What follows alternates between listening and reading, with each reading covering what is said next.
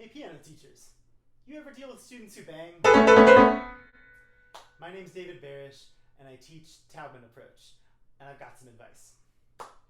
Now, if you have an actual 5-year-old banging, really with fists, they need a fidget toy.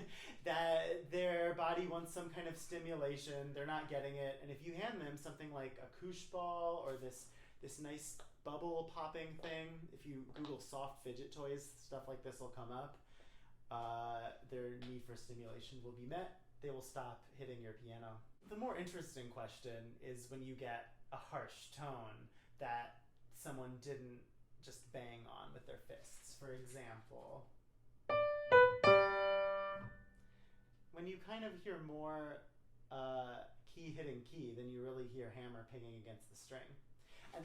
And that's an interesting craft question that Dorothy Taubman had a particular answer to. She called it the point of sound.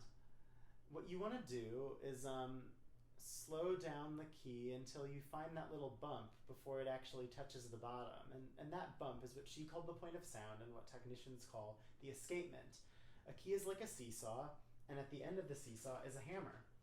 When you push down even a little bit on the seesaw, the hammer just goes flying, and the escapement, that bump, is just the point when it detaches. Anything you do afterwards makes no difference.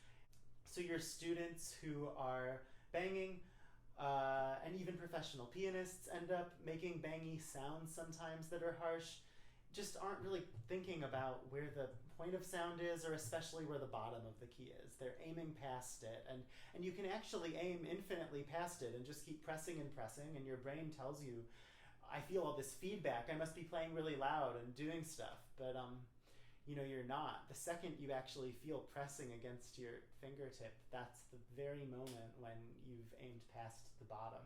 So I avoid words like pressing, hitting, and striking the key. I really prefer playing, touching, and dropping into. One way to deal with this for students or pianists of any kind is to find the bottom in this way. A helping hand can bring a key down, and I banged on that opening note to the Mozart there. So let's play it just the way I did. And you hear that thud, right? And this hand felt a little bit of a shake. And that means a soft landing didn't happen. So I'm going to practice making a soft landing happen. And you'll notice that there's a little drop from the arm, but it doesn't just stab the finger in. If it just stabs the finger in, it keeps going down forever. The finger has its own little tap here. The fifth finger gets lower than the other fingers.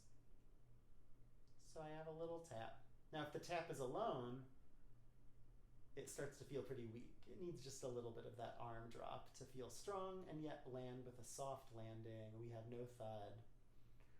And I can actually aim for where the point of sound is and then achieve a soft landing at the bottom. Sort of like in baseball, you swing for the ball and then you hit it in the middle, but there's a follow through afterwards,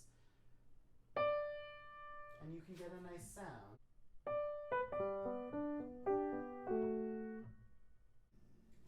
All of this can be counterintuitive for students who think that the volume is determined by how hard they press instead of how hard they press being the measure of wasted effort. And their brain really fools them into thinking it's working. When you're pressing, that just gives you a lot of feedback in your body that something's happening.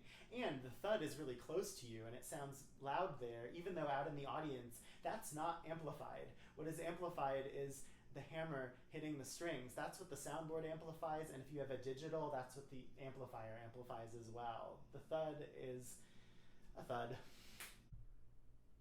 If this was interesting, let me know in the comments, and feel free to contact me for a one-on-one lesson if you want more personalized technique tips. We all deserve to get the most luscious sounds out of the piano.